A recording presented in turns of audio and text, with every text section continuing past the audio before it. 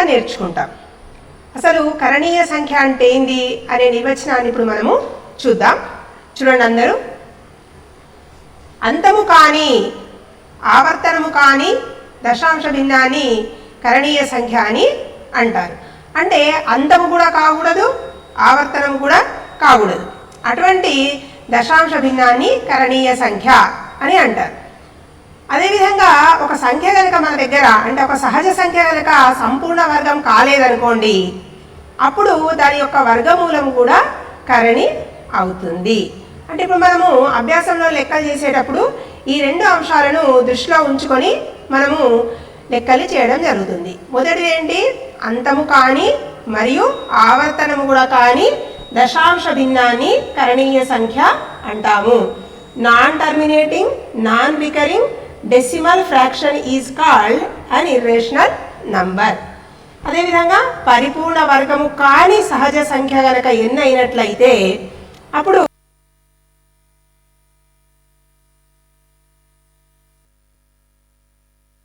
లెక్కని చేద్దాం. అభ్యాసంలో 1.2 అభ్యాసంలోని లెక్కల్ని చూద్దాము. కింది సంఖ్యలను కరణీయ సంఖ్యలు మరియు అకరణీయ సంఖ్యలుగా వర్గీకరించండి అని లెక్కలు ఇవ్వడం జరిగింది. ఇప్పుడు మనకు తెలిసిన ఈ రెండు అంశాలను దృష్టిలో ఉంచుకొని మనము లెక్కల్ని చేద్దాం. √2 √27 చూద్దామా. మొదటి లెక్క √27. ఇప్పుడు మనకు ఇంతకుముందు మనం నేర్చుకున్నట్టుగా రెండవ అంశాన్ని కనుక మనం చూసినట్లయితే రూట్ లోపల ఉన్నది ఇది 27 అనేది ఏ సంఖ్యకు కూడా వర్గము కాదు కాబట్టి √27 అనేది కరణీయ సంఖ్య. ఇది మన రెండవ నిర్వచనం నుంచి మనం రాయడం జరిగింది. ఇది కరణీయ సంఖ్య. ఎందుకు? 27 అనేది దేనికి కూడా వర్గము కాదు, ఏ సంఖ్యకు కూడా వర్గం కాదు. మీకు కావాలనుకుంటే మనం ఒక ఎగ్జాంపుల్ని చూద్దాం. ఇక్కడ 4 స్క్వేర్ ఎంత? 16. అవునా? 5 స్క్వేర్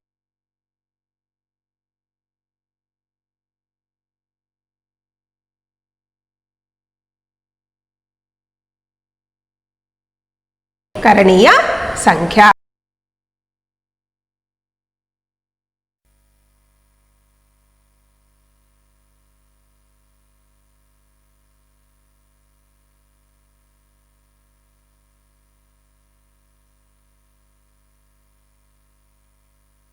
ఒక సంఖ్య యొక్క వర్గంగా రాయవచ్చు. ఏందా సంఖ్య? 21 స్క్వేర్ కదా.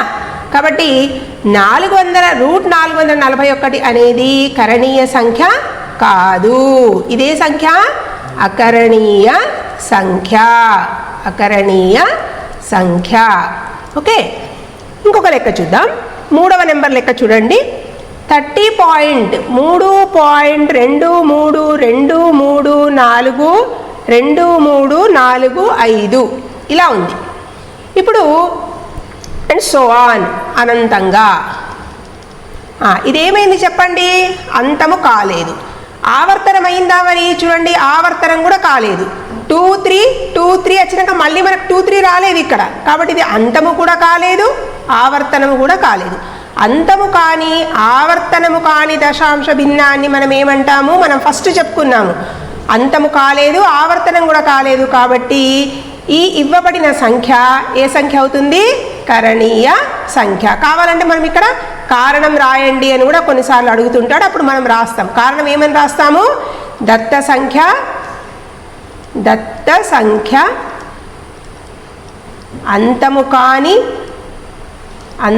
కాని మరియు అంతము కాలేదు. చూడండి, సో ఆన్ అన్నాడు కాబట్టి అంతం కాలేదు. ఆవర్తనము కాని దశాంశ భిన్నం. దేర్ఫోర్ 30.2323423445 సో ఆన్ ఒక చెప్పండి కరణీయ సంఖ్య. కరణీయ సంఖ్య. ఈ రకంగా మనము ఇంకా కొన్ని లెక్కల్ని కూడా మనం చూసుకోవచ్చు. నెక్స్ట్ ఒక లెక్క ఇచ్చి చూడండి. 4వ లెక్క ఏమని అన్నాడు? 7.4848 సో ఆన్. ఏం చెప్పగలుగుతారు చెప్పండి దీని గురించి మీరు? 7.48 ఆవర్తనమవుతున్నది ఇక్కడ కదా, ఆవర్తనమవుతున్నది. కాబట్టి ఇది ఇవ్వబడిన సంఖ్య అంతము కాలేదు నిజమే, కానీ ఇదేమవుతుంది? ఆవర్తనమవుతున్నది. ఇది ఆవర్తనమయ్యే దశాంశ భిన్నం కాబట్టి ఇది కరణీయ సంఖ్య కాదు. ఇదే సంఖ్య అకరణీయ సంఖ్య. మనం 8th క్లాస్లో నేర్చుకున్నాం కూడా, మీరు గుర్తు తెచ్చుకోండి ఒకసారి.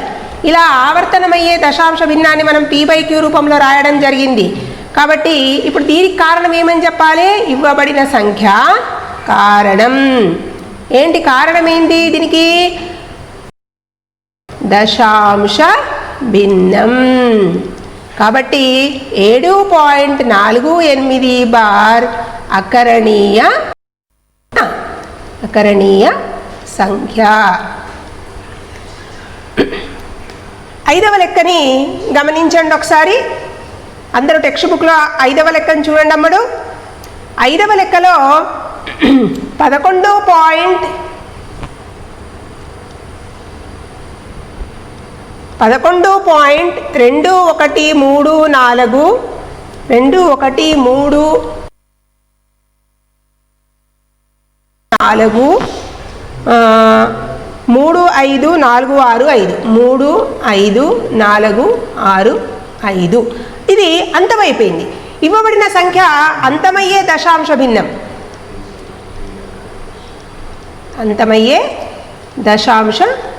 ఇచ్చిన సంఖ్య మనకు అంతమయ్యే దశాంశ భిన్నం కాబట్టి సంఖ్యనే మొదటి నిర్వచనం నుంచి. కాబట్టి దత్త సంఖ్య అకరణీయ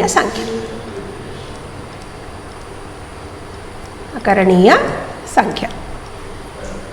నెక్స్ట్ ఇంకొక లెక్క ఇచ్చాడు. 0.30, 300, 3000 ఇలా ఇచ్చాడు. So on. చెప్పండి, ఇది ఇవ్వబడిన సంఖ్య అంతము కాలేదు. సో అని ఇచ్చిండు కాబట్టి అంతము కాలేదు. ఆవర్తనమైందా చూద్దాం. 30 వచ్చినాక మళ్ళీ 30 రాలేదు. 30 వచ్చినాక 300 వచ్చింది. కాబట్టి ఇది ఆవర్తనం కూడా కాలేదు.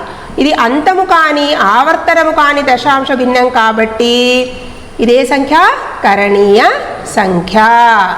సో కారణం మీరు రాయగలుగుతారు కదా, కారణాన్ని రాసేసి ఇది కరణీయ సంఖ్య అని రాయండి. ఇక్కడ మీరు ఏం గుర్తుపెట్టుకోవాలి? మనకు ఫస్ట్ చెప్పిన 2 నిర్వచనాలను మనము జాగ్రత్తగా గుర్తుపెట్టుకున్నట్లయితే మనము 1.2 అభ్యాసంలోని 6 లెక్కలను కూడా చేయగలుగుతాము. కొత్త ఎగ్జాంపుల్స్ కూడా మనము ఇవ్వగలుగుతాము. సరేనా? Second slide. ఇప్పుడు మనం ఒక 9వ తరగతి వరకు 9th క్లాస్ వరకు మనం ఏదైతే నేర్చుకుంటున్నాం ఏంటంటే పై అంటే 22/7 అని చెప్పుకుంటున్నాం కదా. అయితే ఇప్పుడు మీరు చెప్తున్న దాని ప్రకారం, మనం అనుకుంటున్న దాని ప్రకారం ఏం కావాలి? 22/7 కాబట్టి p/q రూపంలో ఉంది కాబట్టి అది అకరణీయ సంఖ్య కావాలి అని అనుకున్నాం మనం ఇంతకాలం కూడా.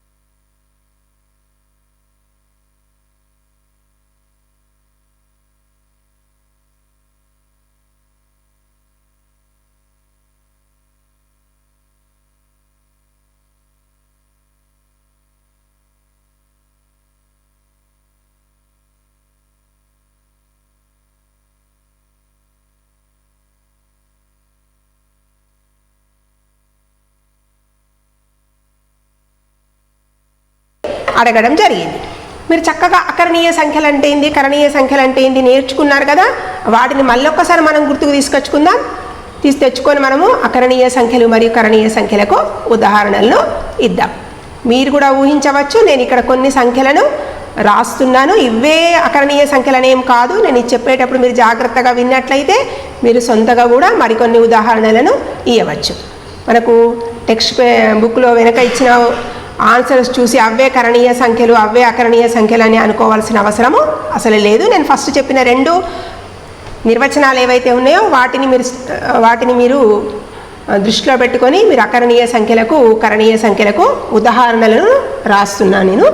అకరణీయ సంఖ్యలు అన్ని భిన్న సంఖ్యలు ఇచ్చుకోవచ్చు. For example 3/5. ఓకే.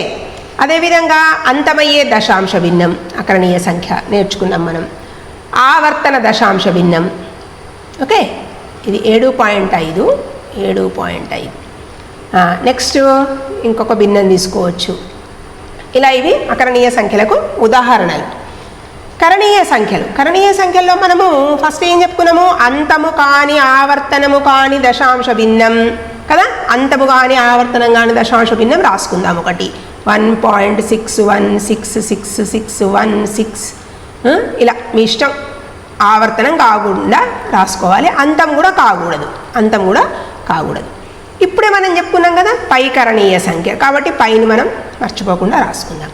అదేవిధంగా మనము √2 లేదా √3 యొక్క విలువలను కనుక్కున్నట్లయితే వాటి విలువలు కూడా అంతము కావు, ఆవర్తనం కూడా కావు. కాబట్టి అవి కూడా కరణీయ సంఖ్యలు. √2, 3√3 ఈ సంఖ్యలన్నీ కూడా కరణీయ సంఖ్యలు. లేదా మీరు కావాలనుకున్నట్లయితే ఇంకా అంతము కానీ ఆవర్తనం కానీ దశాంశ భిన్నాలను కూడా మీరు రాసుకోవచ్చు. ఓకే. ఇప్పుడు మనము 3వ లెక్కని చూద్దాం. ఓకే, 3వ లెక్క చూడండి. ఒకసారి ఓపెన్ చేయండి మీ టెక్స్ట్ బుక్లో 3వ లెక్కను చూడండి. 5/7 మరియు 7/9ల మధ్య గల ఒక కరణీయ సంఖ్యను కనుగొనండి. ఓకే, 5/7, 7/9 మధ్య గల ఒక కరణీయ సంఖ్య. ఇది డైరెక్ట్ ప్రశ్న కదా. 5/7 అనేది ఏ సంఖ్య? అకరణీయ సంఖ్య. మరి 7/9 కూడా అకరణీయ సంఖ్య, ఎందుకంటే ఇది p/q రూపంలో ఉంది కాబట్టి అకరణీయ సంఖ్య. ఇప్పుడు మనం ఇంతకుముందు ఏం నేర్చుకున్నాము? ఏబీలు 2 అకరణీయ సంఖ్యలైతే వాటి మధ్య గల కరణీయ సంఖ్య ఏమవుతుంది? √AB అని అనుకున్నాం కదా. ఇప్పుడు అదే రాద్దాం. A, Bలు 2 సంపూర్ణ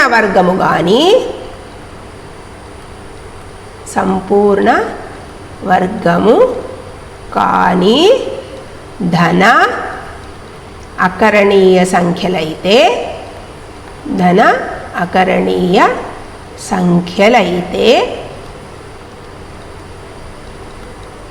√AB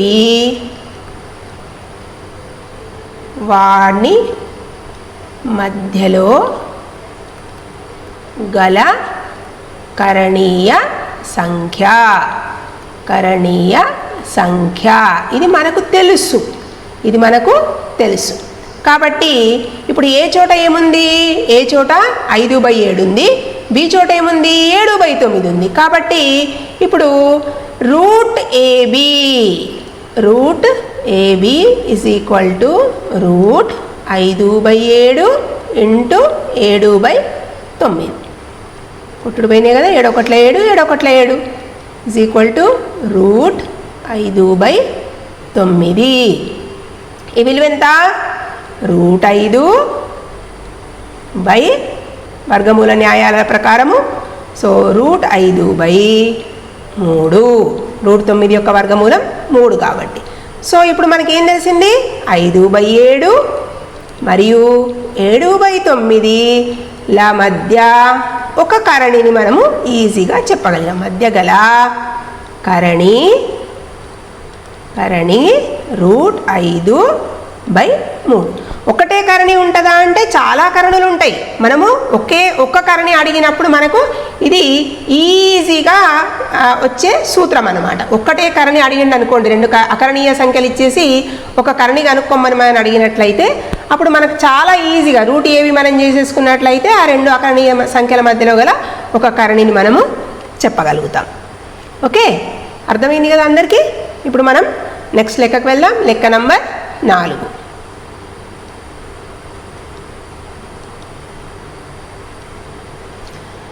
చూడండి, లెక్క నంబర్ 4లో మనకి దశాంశ భిన్న రూపంలో ప్రశ్నను అడగడం జరిగింది. దశాంశ భిన్న రూపంలో మనకి ప్రశ్న ఉంది కాబట్టి దశాంశ భిన్న రూపంలో ఉన్నప్పుడు మనం దశాంశ భిన్నాలకు సంబంధించిన నిర్వచనాన్ని మనం గుర్తుకు తెచ్చుకున్నట్లయితే మనము ఈజీగా చేయగలుగుతాం. ఏమడిగాడు? 0.7 మరియు 0.77 ల మధ్య గల కరణీయ సంఖ్యలు. ఎన్ని కరణీయ సంఖ్యలు కావాలంట? 2 కరణీయ సంఖ్యలను రాయండి. కరణీయ సంఖ్యలను రాయండి. మరి 2 కరణీయ సంఖ్యలు రావాలంటే దశాంశ భిన్నాల మధ్యలో ఏం గుర్తుకు తెచ్చుకోవాలి మనము? అంతము కాని ఆవర్తనము కాని దశాంశ భిన్నము కరణి అవుతుంది అన్న నిర్వచనం కనుక మనం గుర్తు తెచ్చుకున్నట్లయితే ఈ రెండింటి మధ్యలో వచ్చేది ఒక్కసారి మనం కనుక సంఖ్యారేఖని కనుక మనం ఊహించుకున్నట్లయితే ఈ చాలా ఈజీగా మనం ఈ లెక్కను చేయగలుగుతాం కదా. ఇక్కడ మనం ఒకసారి రఫ్ వైపు మనం ఒక చిన్నగా ఒక సంఖ్యారేఖను మనం గీసుకుందామా? ఇలా కనుక మనం గీసుకున్నట్లయితే ఫర్ ఎగ్జాంపుల్ ఇది 0 అనుకున్నట్లయితే 0.1, 0.2, 0.3 అలా పెట్టుకుంటూ వెళ్తాం కదా. దీన్ని మనం ఇప్పుడు 0 కాకుండా మనకు ప్లేస్ తక్కువ ఉంది కాబట్టి 0.1, 0.2, 0.3, ఓకే, 0.4, 0.5, 0.6, 0.7 అయినాక నెక్స్ట్ ఏమొస్తుంది మనకి? 0.8 వస్తుంది. కానీ 0.7కి 0.8కి మధ్యలో కూడా మనకి చాలా విలువలు ఉంటాయి. వాటిని కనుక మనము దృష్టిలో పెట్టుకున్నట్లయితే ఏమొస్తాయి చెప్పండి? 0.71, ఓకే, 0.71, 0.72, 0.73, 0.74 ఇలా వస్తుంటాయి. ఇప్పుడు వీటిని ఆధారంగా చేసుకొని మనము అంతము కాని ఆవర్తనము కాని దశాంశ భిన్నాలను రాసుకోవాలి. ఓకే, ఇప్పుడు చూద్దాం. 0.7, 1, 1, 2, 3, 4, 8, 4, 9, 3 సో అని రాసేసాను. ఎక్కడి నుంచో తెలియలేదు నాకు. ఇక్కడ ఏవి ఆవర్తనం కాకుండా చూసుకున్నాము, అంతము కూడా కాలేదు. ఏ రెండింటి మధ్యలో ఉంది? ఇది 0.7కి 0.77కి మధ్యలో ఉంది. మీకు ఇంకా ఏమైనా డౌట్ ఉంటే కనుక దీన్ని 0.70 అనుకున్నట్లయితే మీకు ఇంకా ఈజీగా మీరు ఉదాహరణలను ఇవ్వగలుగుతారు. నెక్స్ట్ చెప్పగలుగుతారా మీరు? ఇప్పుడు చెప్పండి. 0.720149 మనకి ఇష్టమైన సంఖ్య ఏదైనా రాసుకోవచ్చు. అంతము కాకుండా ఆవర్తనమయ్యే దశాంశ భిన్నాన్ని, ఆవర్తనము కానీ అంతము కాని దశాంశ భిన్నాన్ని రాసుకున్నట్లయితే కరణీయ సంఖ్యలు అవుతాయి. ఇక్కడ నేను 2 రాయడం జరిగింది. మీరు సొంతగా కూడా మరికొన్ని ఎగ్జాంపుల్స్ని సూచించవచ్చు. ఇప్పుడు మనము ఒక నెక్స్ట్ లెక్కకి వెళ్ళేటప్పుడు మీకు లెక్క చేసింది చూపించడం జరుగుతుంది. దాన్ని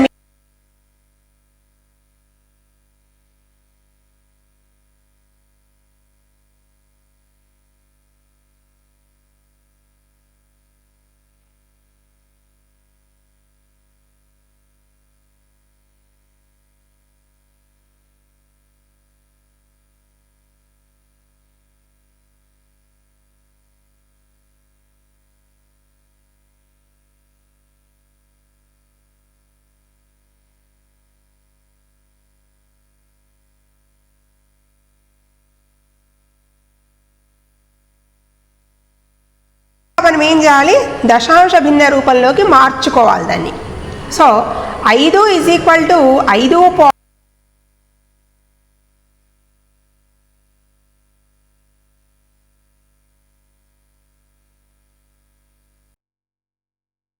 అండ్ 00 అంటే ఒక స్థానానికి వస్తుంది. నెక్స్ట్ 00 నెక్స్ట్ స్థానానికి ఇంకొక 00 మూడో దశాంశ స్థానానికి మనకు వర్గమూలం కనుక్కోవడానికి ఉపయోగపడుతుంది. ఓకే.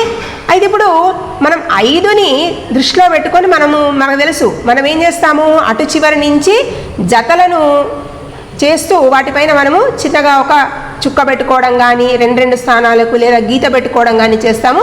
ఆ విధంగా చూపించడం జరిగింది.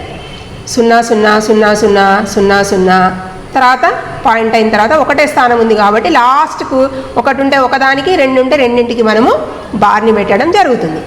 ఇప్పుడు లెఫ్ట్ సైడ్ నుంచి ఫస్ట్ బార్ కింద ఏముందో మనము చూస్తాం. ఏముంది అక్కడ? 5. ఇప్పుడు 5 ఏ సంఖ్య యొక్క సంపూర్ణ వర్గానికి దగ్గరుంది అనేది మనం చూడడం జరుగుతుంది. 1 1 1, 2 2 4, 3 3 9. ఒకవేళ 3 కనుక మనం తీసుకున్నట్లయితే ఎక్కువ అవుతుంది కాబట్టి మనము 2 2 4 తీసుకోవటం జరుగుతుంది. అవునా? సో 2 2 4, 5 కింద 4 వేసుకున్నాము. 5 నుంచి 4 పోతే 1. అయితే మీరు ఒకసారి గుర్తుకు తెచ్చుకోండి, మనము ఇక్కడ ఒకసారి వర్గమూలం చేసేటప్పుడు ముందు మనం ఏ సంఖ్యనైతే రాసుకున్నామో దానికి మళ్ళీ అంతనే కలుపుకుంటాం. సో 2కు 2 కలిపినట్లయితే 4. ఇప్పుడు నార్మల్గా మనం భాగహారంలో ఎట్లా చేస్తామో అట్లా మనం అక్కడ ఒక్కొక్క అంకెని దించుకుంటాము, ఇక్కడ రెండింటిని దించుకుంటాం.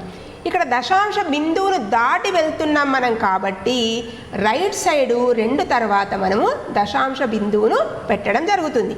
కుడివైపున మనకు వర్గమూలం వస్తుంది కాబట్టి. సో 5 నుంచి 4 తీసేస్తే 1, ఒక జత సున్నాలను మనము వేసుకున్నాం, దించుకున్నాం. ఎంత అయింది అక్కడ? 100. ఓకే. 2కు 2 కలిపితే 4. ఇప్పుడు ఏం చేయాలి? 4కు కుడివైపున ఒక అంకెను మనము నిర్ణయించుకోవాలి. ఆ అంకెను అదే అంకె చేత గుణించినప్పుడు, అంటే ఆ అంకె ఇప్పుడు ఫర్ ఎగ్జాంపుల్ 42 తీసుకున్నాం అనుకోండి, 2 చేత గుణించాలి. 3 తీసుకున్నాం అనుకోండి, 43 3 చేయాలి, 43 3 చేయాలి. ఆ రకంగా మనము అంకెలను ఊహించుకొని ఈ 100కు దగ్గర ఏది వస్తుందో ఆ సంఖ్యను మనము గెస్ చేయడం జరుగుతుంది. ఇది 4 అనేది 10ల స్థానంలో ఉంది కాబట్టి ఒక రకంగా చెప్పాలంటే అది 40లలో ఉంది. 40 2 80 కాబట్టి మనము 2ను అక్కడ ఊహించుకొని రాయడం జరిగింది, సరిపోతుందా లేదా అని. సో మనకు సరిపోయింది. 4 పక్కన 2 2, 42 2 84. మళ్ళీ మనం తీసివేత చేయడం జరిగింది. 10లో నుంచి 4 పోతే 6, 9లో నుంచి 8 పోతే 1, 16 మిగిలింది. ఇప్పుడు మనము సెకండ్ టైం కూడా 2 రాసుకున్నాం కాబట్టి దశాంశ బిందువు తరువాత రైట్ సైడ్ 2ను సూచించడం జరిగింది. ఇప్పుడు 42కు 2ను కలిపినాం, కలిపితే 44. 44 పక్కన ఏ సంఖ్య రావాలి అనేది మనం నిర్ణయించాలి. ఇప్పుడు 16 మనకి ఇక్కడ మిగిలింది కదా, 2వ జత సున్నాలను మనము దించుకున్నాం, 1600 వచ్చింది. ఇప్పుడు ఈ 44లో చూసినట్లయితే మీరు 100ల స్థానంలో 4 ఉన్నదన్నమాట. అక్కడ 1ల స్థానం మనకు గ్యాప్ ఉంటుంది. అక్కడ 4 100ల స్థానంలో ఉంది. 4 100ల స్థానంలో ఉంటే 4ని కనుక 4 చేత గుణిస్తే 1600 వస్తుంది. కానీ ఇక్కడ 400 కంటే కొంత ఎక్కువ ఉంది కాబట్టి 443 ఉంది కాబట్టి మనము 3ను ట్రై చేయడం జరిగింది. కాబట్టి 44 పక్కన మనము 3 3 రాసుకున్నాం, 3 చేత గుణించినాం. 3 3 9, 3 4 12, 12కి 2 చతాన 1, 3 4 12 1 13. నెక్స్ట్ యాజ్ యూజువల్ తీసివేత చేసుకున్నాం. మనం తీసివేస్తే 10లో నుంచి 9 పోతే 1, 9లో నుంచి 2 పోతే 7, 6 నుంచి 3 పోతే 5 నుంచి 3 పోతే 2, 271 మిగిలింది. 2 దశాంశ స్థానాలు అయిపోయినాయి మనవి. నెక్స్ట్ లాస్ట్ 3వ దశాంశ స్థానం కోసం మనం మళ్ళీ 2 జీరోస్ని దించుకున్నాం. ఇప్పుడు ఈ 3కు 3ని కలపడం వల్ల మనకు 446 లాగా వచ్చింది. కానీ 446 కాదు, అది 1000ల స్థానంలోకి వెళ్తుంది. మళ్ళీ 1ల స్థానం మనకి ఇక్కడ ఖాళీగా ఉంటుంది. దానికోసం మనం ట్రై చేస్తున్నాము. ఇక్కడ మనకి 4 ఉంది కాబట్టి 1000ల స్థానంలో, ఇక్కడేమో 27,000 ఉన్నాయి కాబట్టి మనము 6 6 లేదా 7తో మనం ట్రై చేయొచ్చు. కానీ 4 7 28 అవుతుంది కాబట్టి మనం ఏం చేసినాం, అక్కడ 6ను డిసైడ్ చేసుకున్నాము. కాబట్టి 4466 × 6 లెఫ్ట్ సైడ్ చూడండి. ఓకేనా? ఎందుకు 6 నాళ్ళ 24. ఒకవేళ మనం అక్కడ 7 పెడితే 28 అవుతుండే, మనకి ఇక్కడేమో 27 ఉంది ఇక్కడ, కాబట్టి అది ఎక్కువ అవుతుంది కాబట్టి 6 చేత మనం గుణించడం జరిగింది. సో ఇప్పుడు గుణాకారం చేసేసి మనం రాసేసుకున్నాము. మనకి 3 స్థానాల వరకే చెప్పడం జరిగింది కాబట్టి, అడగడం జరిగింది కాబట్టి మనం ఇక్కడతోని లెక్కను ఆపేస్తున్నాము. √5 = 2.236 సో అని రాసుకోవాలి. ఖచ్చితమైన వర్గమూలం కాదు కాబట్టి. ల్యాండ్ బెడ్స్, అన్ని రకాల పూల మొక్కలు, ఇండోర్ అండ్ ఫారెస్ట్ ప్లాంట్స్ మరియు ఫ్రూట్స్ ప్లాంట్స్ లభించును.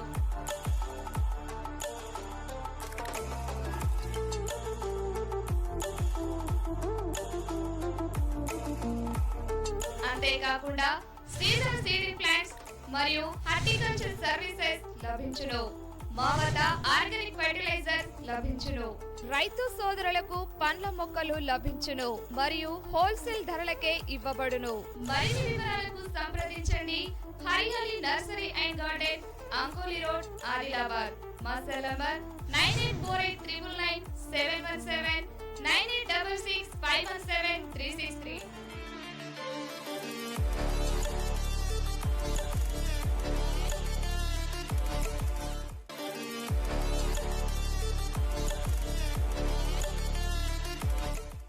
Hariyali exclusive nursery and garden.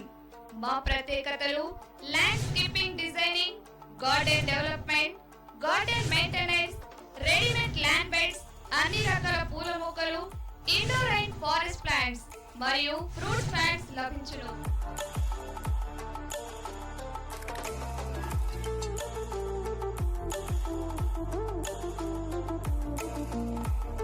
అంతేకాకుండా సీజన్ సీడింగ్ ప్లాంట్స్ మరియు హార్టికల్చర్ సర్వీసెస్ లభించును. మా వద్ద ఆర్గానిక్ ఫెర్టిలైజర్ లభించును. రైతు సోదరులకు పండ్ల మొక్కలు లభించును మరియు హోల్సేల్ ధరలకే ఇవ్వబడును. మరిన్ని వివరాలకు సంప్రదించండి Hariyali nursery and garden, Ankoli road, Adilabad. మా సెల్ నంబర్ 9848999717, 9866517363.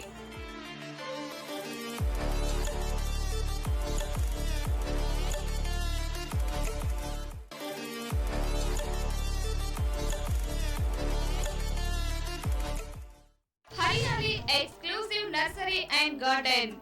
మా ప్రత్యేకతలు landscaping designing, garden development, garden maintenance, readymade land beds, అన్ని రకాల పూల మొక్కలు, ఇండోర్ అండ్ ఫారెస్ట్ ప్లాంట్స్ మరియు ఫ్రూట్స్ ప్లాంట్స్ లభించును.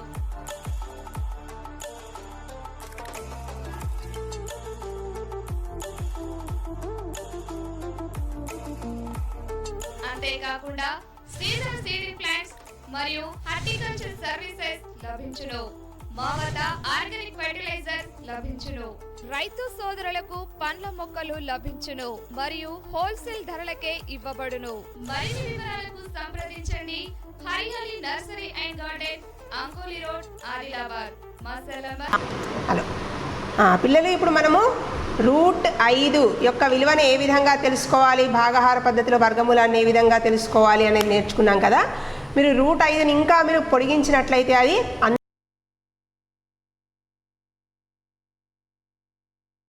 భావించవచ్చు. మళ్ళీ మనకి ఇంకొక లెక్క ఇవ్వడం జరిగింది చూడండి.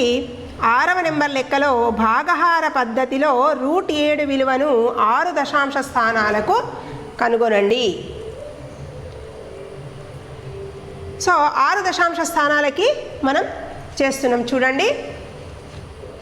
మీకు లెక్కని ఇక్కడ ఇంతకుముందు మనము √5ని ఏ విధంగానైతే చేసినామో అదేవిధంగా మనం దీన్ని కూడా చేద్దాం. ఇక్కడ మీరు భయపడాల్సిన అవసరం ఏం లేదు.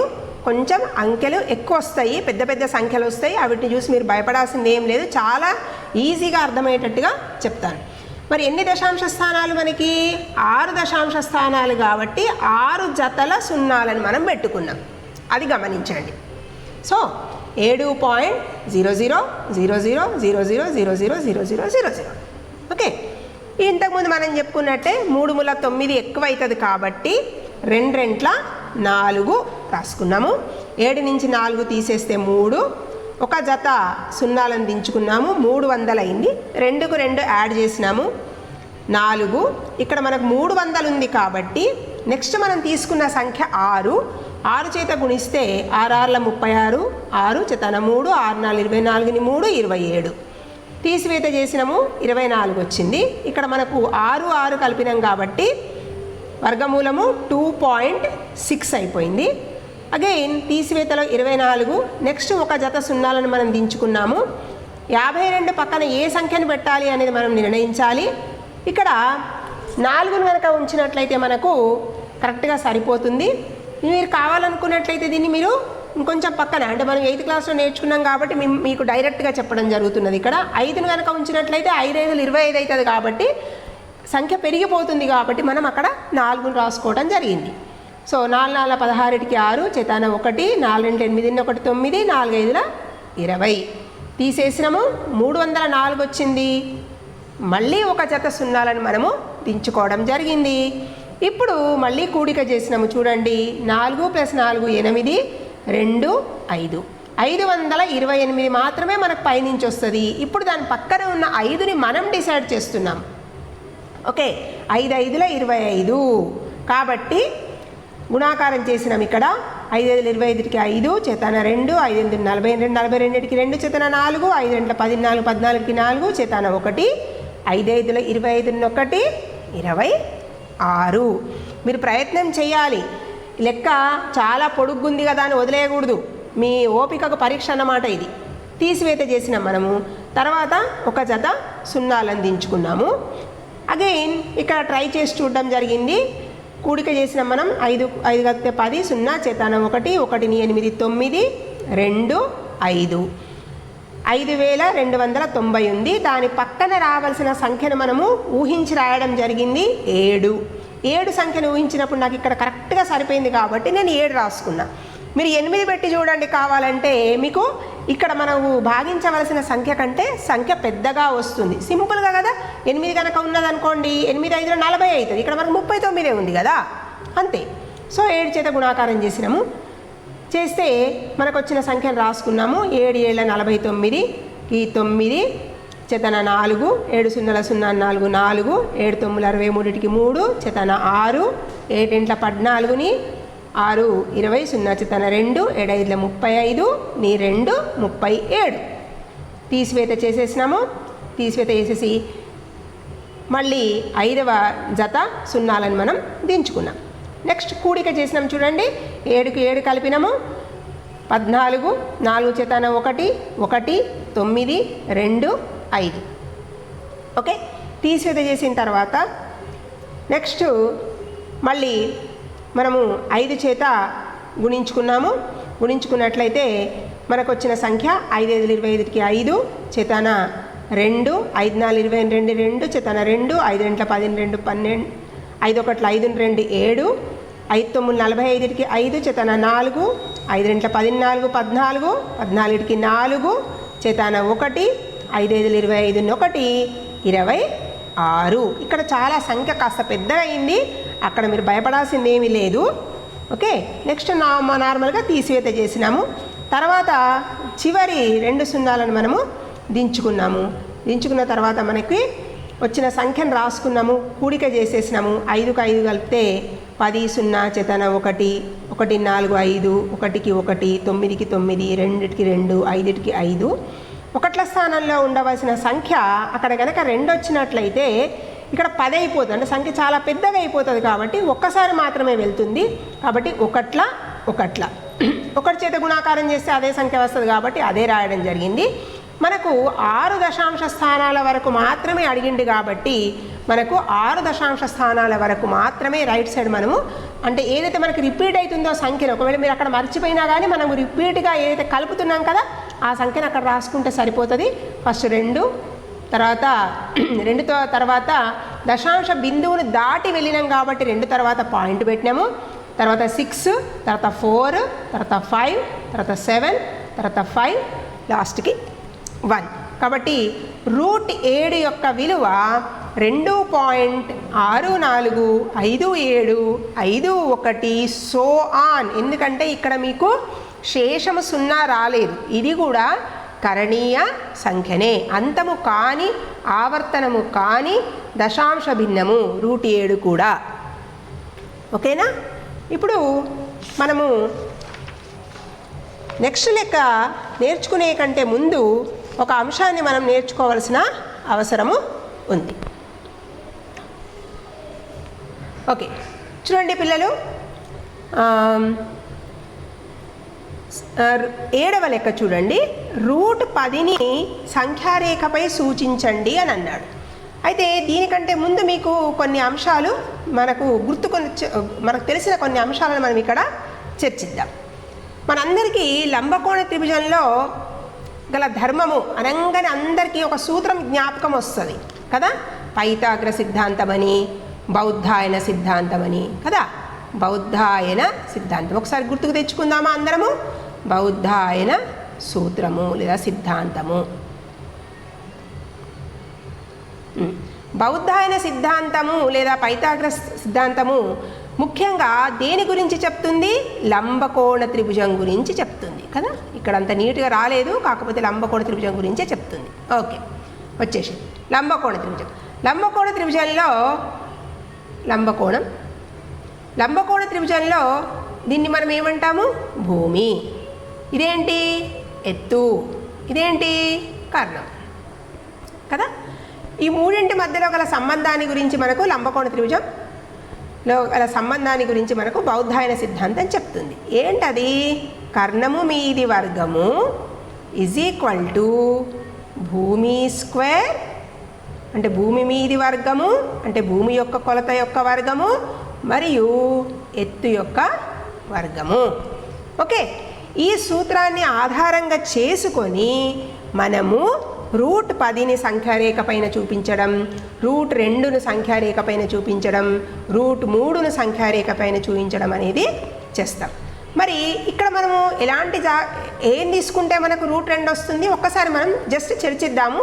మళ్ళీ మీకు డీటెయిల్గా చూపించడం కూడా జరుగుతుంది. ఒకవేళ భూమి 1 అయింది అనుకోండి, భూమి కనుక 1 అయితే ఏం జరుగుతుంది చూద్దామా? ఓకే, ఫస్ట్ మనము భూమి 1 అయిన సందర్భాన్ని చూద్దాం. ఓకే, భూమి 1 యూనిట్,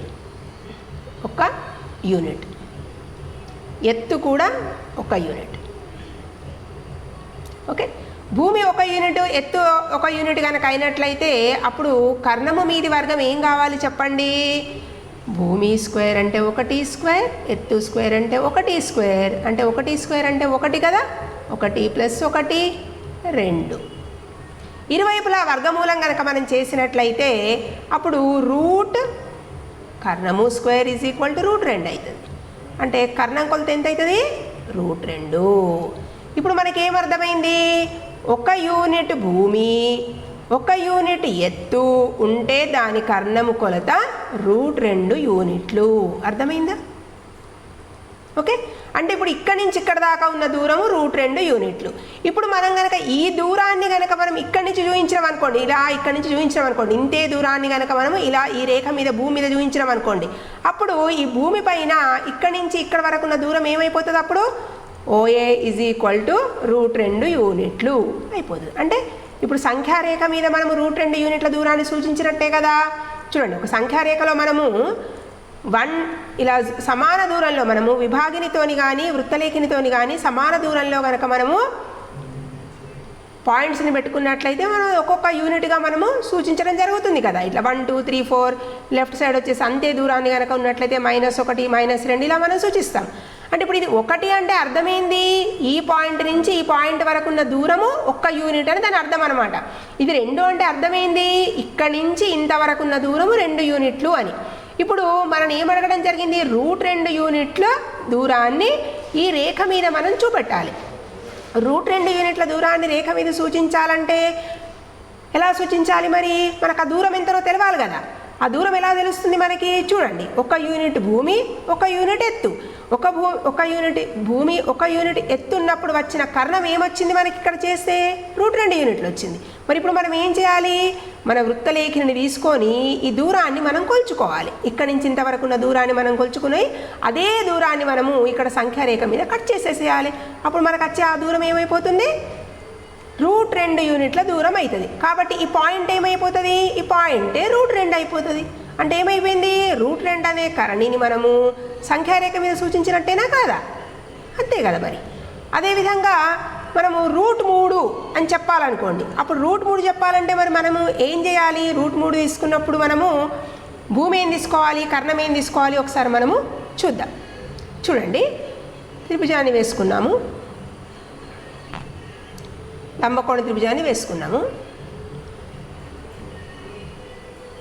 లంబకోణ త్రిభుజాన్ని వేసుకున్నాం. ఇప్పుడు మనకు √2 అనే దూరం మనకు తెలిసిపోయింది కదా. సో అదే దూరాన్ని మనం ముందు సంఖ్యారేఖ మీద వేసుకుంటాం. ఎత్తు 1 తీసుకుంటాం. ఇప్పుడు ఏమవుతుంది, ఇది కర్ణం కదా, ఇది కర్ణం, ఇది లంబకోణం. ఓకే, సో కర్ణము స్క్వేర్ ఈజ్ ఈక్వల్ టు భూమి స్క్వేర్ ప్లస్ ఎత్తు స్క్వేర్. అంటే ఏమవుతుంది ఇక్కడ, √2 హోల్ స్క్వేర్ ప్లస్ 1 స్క్వేర్.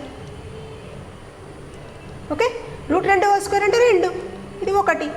ఇరువైపులా వర్గమూలం చేస్తే ఏమైపోతుంది, రూట్లో కర్ణము స్క్వేర్ ఈజ్ ఈక్వల్ టు √3 అయిపోతుంది. ఇది 3 కదా.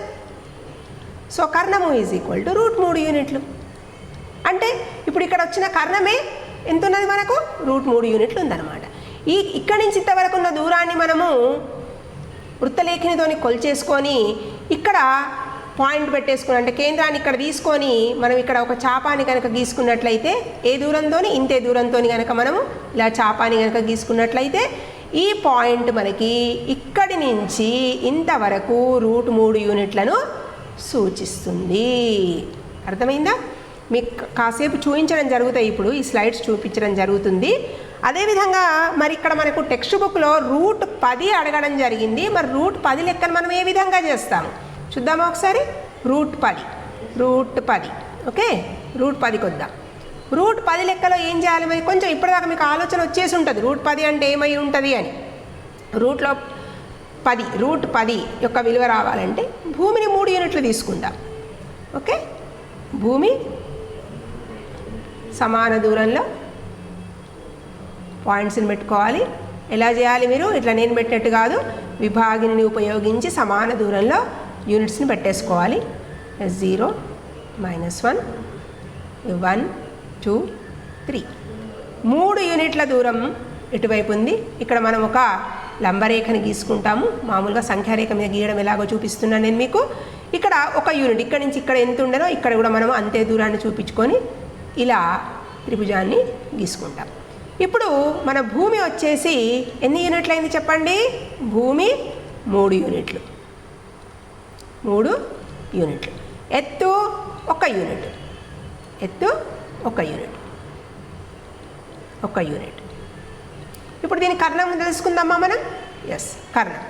ఇప్పుడు మనం నేర్చుకున్నట్టుగానే కర్ణము ఈజ్ ఈక్వల్ టు, కర్ణము స్క్వేర్ ఈజ్ ఈక్వల్ టు భూమి స్క్వేర్ ప్లస్ ఎత్తు స్క్వేర్. భూమి ఎంత, 3 స్క్వేర్ ప్లస్ ఎత్తు స్క్వేర్ అంటే 1 స్క్వేర్, అంటే ఇది 9, ఇది +1 10. ఇరువైపులా వర్గమూలం చేసినట్లయితే కర్ణము స్క్వేర్కి వర్గమూలం ఈజ్ ఈక్వల్ టు √10. ఓకే, కాబట్టి కర్ణం విలువ ఎంత, √10 యూనిట్లు. ఓకే, అంటే ఇప్పుడు ఇక్కడ వచ్చిన కర్ణం ఎంత అన్నమాట, √10 యూనిట్లు.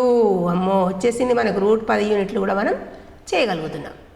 ఓకేనా, ఇది √10 యూనిట్లు. ఇక్కడి నుంచి ఇంతవరకు ఉన్న దూరాన్ని కనుక మనము వృత్తలేఖినితోని కొలిచేసి ఓ కేంద్రంగా లేదా ఇక్కడ 0 దగ్గర కేంద్రం పెట్టేసి కనుక మనము చాపాన్ని గీసినట్లయితే అప్పుడు మనకు √10 పాయింట్ మనకు దొరుకుతుంది. దీన్నే మనం ఏమంటాము, సంఖ్యారేఖ అని కూడా అంటాం. గుర్తు తెచ్చుకోండి ఒకసారి, సంఖ్యారేఖ. సంఖ్యారేఖను మనము ఏ విధంగా చేసుకున్నాము, ఒక సమాన యూనిట్ కొంత వ్యాసార్థంతో మనం కొన్ని యూనిట్లుగా దాన్ని చేసేసుకొని సమాన దూరంలో యూనిట్లను మనము నిర్ణయించేసుకొని మధ్యలో ఒక చోట 0ని రాసుకొని రైట్ సైడు అన్నీ ధన సంఖ్యలు, లెఫ్ట్ సైడ్ అన్ని మనము రుణ సంఖ్యలని ఇలా రాసుకుంటాము. ఇక్కడ ఈ 0 దగ్గర మనము వృత్తలేఖని పెట్టేసి 90 డిగ్రీల రేఖను గీసుకుంటాము. అప్పుడు మనకి ఇక్కడ కూడా 1 యూనిట్ దూరాన్ని మనం తీసుకున్నప్పుడు మనకు ఇలా √2 వచ్చేస్తుంది. √2 వచ్చినప్పుడు మనకి ఇదే దూరంతో మనము √2 ఒక పాయింట్ని తెలుసుకుంటాము. అప్పుడు మనకు ఈ పాయింట్ వచ్చేసి √2 అయిపోతుంది. మళ్ళీ దీన్ని ఇలా కలుపుతాము. అప్పుడు ఇదేమో √2 భూమి, ఇదేమో 1 యూనిట్ ఎత్తు అవుతుంది. అప్పుడు ఇది మనకు √3 అవుతుంది. ఈ విధంగా మళ్ళీ ఈ దూరం ఎంత ఉందో చూసుకొని అదే దూరం చేత మళ్ళీ మనము చాపాన్ని గీసినట్లయితే మనకు √3 వస్తుంది. మళ్ళీ దీన్ని కలుపుకున్నట్లయితే మీకు √4 వస్తుంది, √5 అలా మీరు కంటిన్యూ కూడా చేసుకోవచ్చు. √10 దాకా వెళ్ళడానికి ఇవన్నీ చేయాల్సిన అవసరం లేదు. √10 కావాలంటే మనం డైరెక్ట్గా 3 యూనిట్ల భూమితో కనుక వెళ్ళినట్లయితే మనకు √10 వచ్చేస్తుంది. ఇప్పుడు మనము వీటికి సంబంధించిన పటాలను మీకు వివరించడం జరుగుతుంది. చూడండి, √2 ఎలా గీసామో చూడండి, వివరణ కూడా ఇవ్వడం జరిగింది.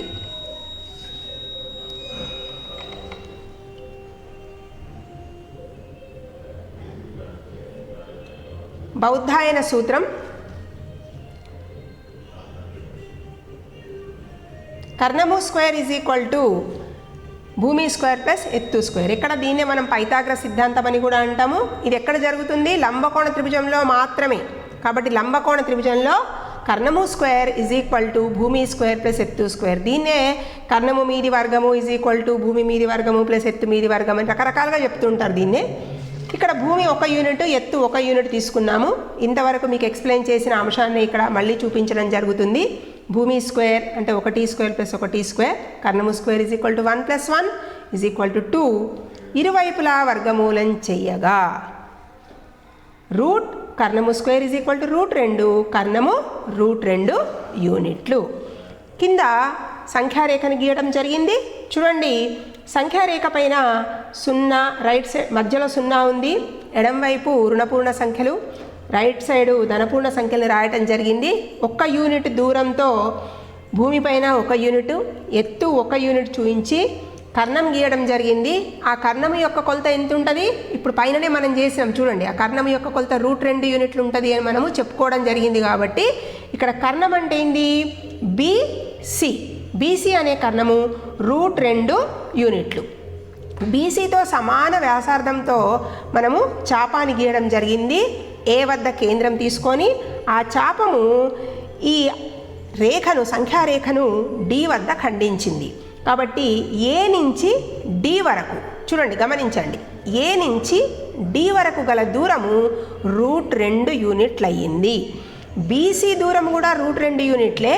కానీ మనకు √2 యూనిట్లు ఎక్కడ చూపించాలి? మనము సంఖ్యారేఖ పైన సూచించాలి. కాబట్టి అక్కడ ఉన్న ఆ సమాన దూరాన్ని మనము సంఖ్యారేఖ పైన తీసుకొని చాపాన్ని గీయడం జరిగింది. ఆ చాపము AD వరకు ఉన్న కొలత, A నుంచి D వరకు ఉన్న కొలత √2 యూనిట్లు. ఈ రకంగా మనము √2ని సంఖ్యారేఖ పైన సూచించినాం. ఇప్పుడు మనము √3ని ఎలా సూచించాలో మనం ఇంతకుముందు చెప్పడం జరిగింది. అది √2ను భూమిగా తీసుకొని ఒకవేళ మనము లంబకోణ త్రిభుజాన్ని గీసినట్లయితే 1 యూనిట్ ఎత్తుగా తీసుకున్నట్లయితే మీకు వచ్చే కర్ణము √3 యూనిట్లు ఉంటుంది. ఆ √3 యూనిట్లను మనము సంఖ్యారేఖ పైన సూచించవచ్చు. ఓకే, ఇప్పుడు Hariyali exclusive nursery and garden. మా ప్రత్యేకతలు landscaping designing, garden development, garden maintenance, readymade land beds, అన్ని రకాల పూల మొక్కలు, ఇండోర్ అండ్ ఫారెస్ట్ ప్లాంట్స్ మరియు ఫ్రూట్ ప్లాంట్స్ లభించును.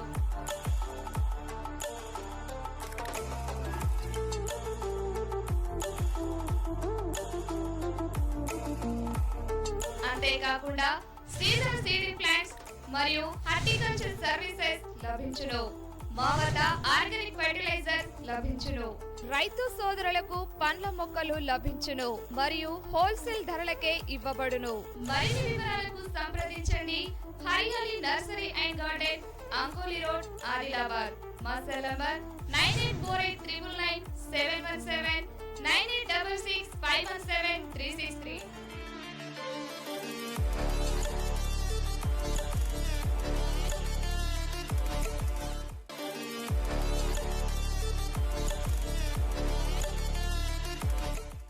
Hariyali exclusive nursery and garden.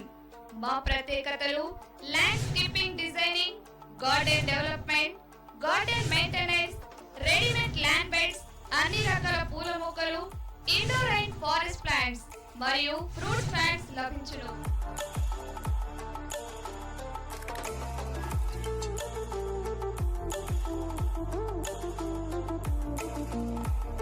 అంతేకాకుండా సీజనల్ సీడింగ్ ప్లాంట్స్ మరియు హార్టికల్చర్ సర్వీసెస్ లభించును. మా వద్ద ఆర్గానిక్ ఫెర్టిలైజర్ లభించును. రైతు సోదరులకు పండ్ల మొక్కలు లభించును మరియు హోల్సేల్ ధరలకే ఇవ్వబడును. మరిన్ని వివరాలకు సంప్రదించండి Hariyali nursery and garden, Ankoli road, Adilabad. మా సెల్ నంబర్ 9848999717, 9866517363.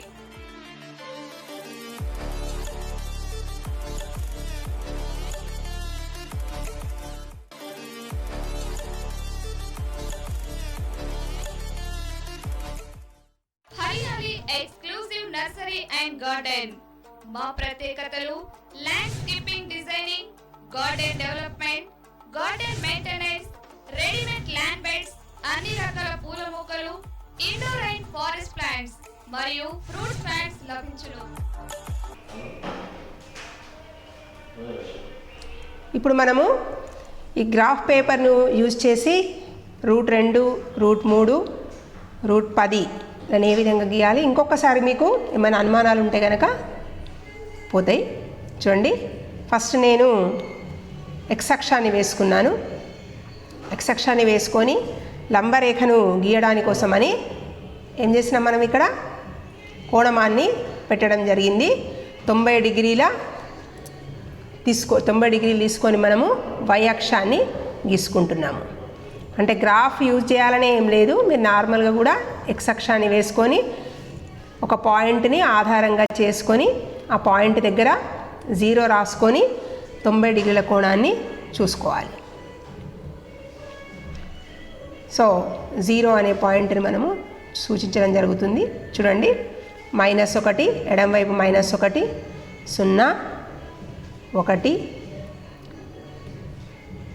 1 యూనిట్ ఎక్స్ అక్షం పైన, 1 యూనిట్ వై అక్షం పైన, లేదా నార్మల్గా అక్షం అనుకోకున్నట్లయితే కనుక సంఖ్యారేఖ పైన 1 యూనిట్, లంబరేఖ పైన 1 యూనిట్ దూరంలో మనము ఏం చేయాలి, చూడండి పాయింట్స్ని గుర్తించాలి. 1 యూనిట్ భూమి, 1 యూనిట్ ఎత్తు ఉన్నప్పుడు మనకు కర్ణం కొలత ఎంత వస్తుందని నేర్చుకున్నాము. ఇప్పుడు మనము బౌద్ధాయన సూత్రం నుంచి √2 యూనిట్లు. ఓకే, √2 యూనిట్లు. చూడండి, √2 యూనిట్లు కర్ణము. 1 యూనిట్ భూమి, 1 యూనిట్ ఎత్తున్నప్పుడు మనకు ఏర్పడే కర్ణము యొక్క కొలత √2 యూనిట్లు. ఇప్పుడు ఈ √2 యూనిట్లు కర్ణం కొలత చూస్తున్నారు కదా, ఈ కర్ణం కొలత ఎంత ఉన్నదో అదే కొలతని నేను ఇక్కడ చూడండి, అదే కొలత. ఆ కొలతతోని మనం మామూలుగా అయితే వృత్తలేఖనితోని మనము చాపాన్ని గీయడం జరుగుతుంది. ఇక్కడ మీకు పాయింట్ సూచించడం జరిగింది. ఆ పాయింట్ మనకి √2 యూనిట్లను ఎక్స్ అక్షం పైన సూచిస్తుంది.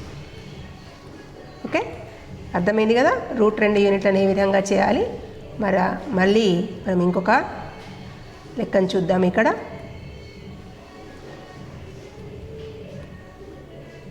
√2 యూనిట్లు. ఓకే, √2 యూనిట్లు.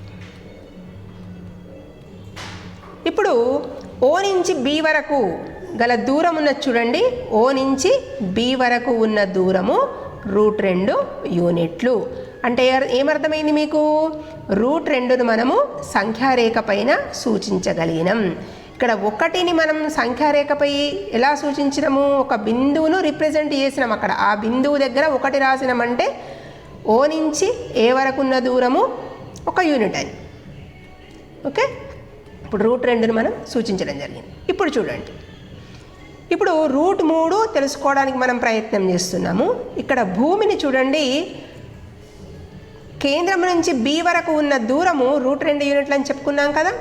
హైట్ ఎంత ఉన్నది ఇక్కడ, హైట్ 1 యూనిట్. చూడండి, ఇది 1 యూనిట్.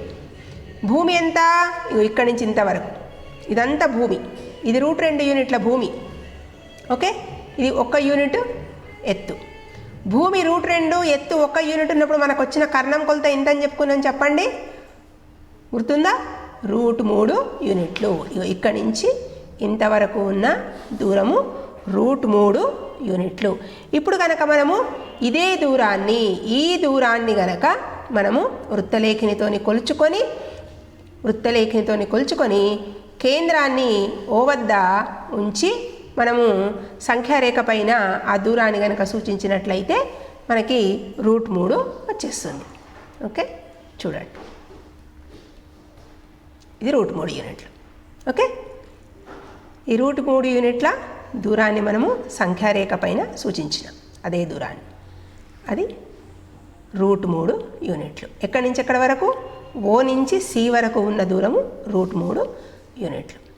అలాగే మనం కంటిన్యూ చేసుకోవాలనుకున్నట్లయితే ఇక్కడ ఎత్తు వచ్చేసి ఇది వచ్చేసి ఎత్తు వచ్చేసి 1 యూనిట్. తర్వాత భూమి వచ్చేసి O నుంచి మీరు C వరకు తీసుకున్నట్లయితే √3 యూనిట్లు అవుతుంది కదా. ఇది √3 యూనిట్లు, ఇదేమో ఎత్తేమో 1 యూనిట్. అప్పుడు ఈ కర్ణం యొక్క కొలత, ఈ కొలత ఇప్పుడు వచ్చిన కొత్త కర్ణం యొక్క కొలత ఎంత కావాలి? √4 యూనిట్లు అవుతుంది.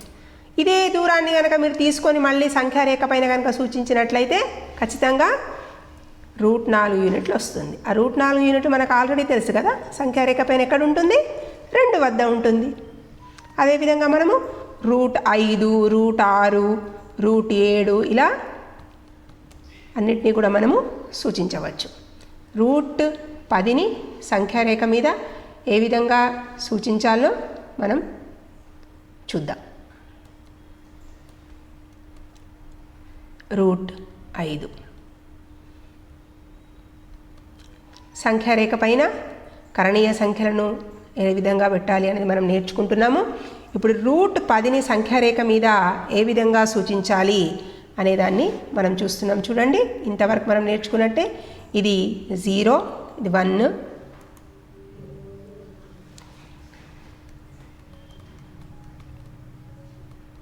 -1, 0, ఇది 3. కాబట్టి ఈ కర్ణం యొక్క విలువ ఎంత అవుతుంది? మనం ఇంతకుముందు ఎక్స్ప్లెయిన్ చేయడం జరిగింది కదా, √10. √10 సంఖ్యారేఖ పైన సూచించడం జరిగింది. ఓకే, ఈ అవకాశాన్ని ఇచ్చిన ACN ఛానల్ వాళ్ళకి, ADB ఛానల్ వాళ్ళకి ప్రత్యేక ధన్యవాదాలు. మమ్మల్ని ఈ విధంగా ప్రోత్సహిస్తున్నందుకు DO ఆదిలాబాద్ సార్ గారికి కూడా మా ధన్యవాదాలు.